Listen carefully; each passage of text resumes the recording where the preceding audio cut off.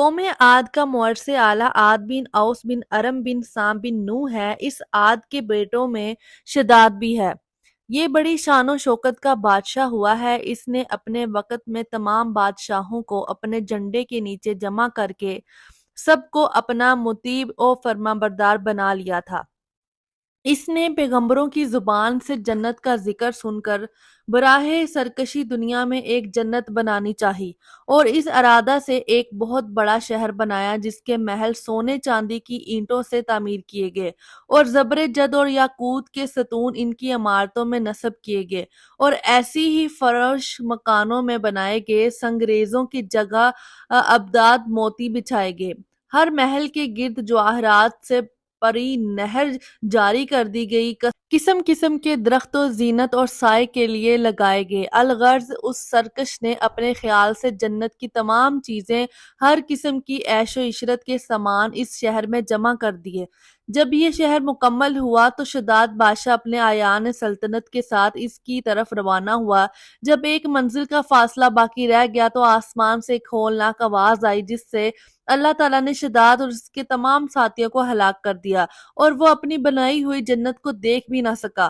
حضرت امیر معاویہ رضی اللہ عنہ کے دور حکومت میں حضرت عبداللہ بن قلابہ اپنے گم شدہ اونٹ کو تلاش کرتے ہوئے صحرائے عدن سے گزر کے اس شہر میں پہنچے اور اس کی تمام زینتوں اور آرائشوں کو دیکھا، مگر وہاں کوئی رہنے بسنے والا انسان نہیں ملا۔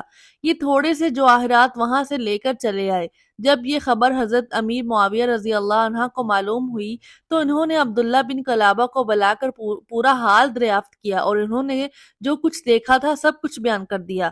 پھر حضرت امیر معاویہ رضی اللہ نے کعب احبار رضی اللہ عنہ کو بلا کر دریافت کیا کہ کیا دنیا میں کوئی ایسا شہر موجود ہے، جو انہوں نے فرمایا کہ ہاں، جس کا ذکر قرآن مجید میں بھی آیا ہے۔ یہ شہر شداد بن عاد نے بنایا تھا، لیکن یہ سب عذاب الہی سے ہلاک ہوئے اور اس قوم میں سے کوئی ایک آدمی بھی باقی نہیں رہا۔ اور آپ کے زمانے میں ایک مسلمان جس کی آنکھیں نیلی، قد چھوٹا اور اس کے ابرو پر ایک تل ہوگا، اپنے اونٹ کو تلاش کرتے ہوئے اس ویران شہر میں داخل ہوگا۔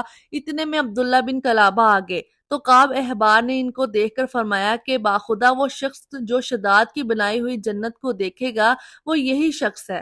اللہ تعالیٰ کو بندوں کی سرکشی اور تکبر و غرور بے حد ناپسند ہے، اس لیے خداوند قدوس کا دستور ہے کہ ہر سرکش اور متکبر قوم جس نے زمین پہ اپنی سرکشی اور ظلم و عدوان سے فساد پھیلایا، اس قوم کو قہر الہی نے کسی نہ کسی عذاب کی صورت میں ظاہر ہو کر ہلاک و برباد کر دیا۔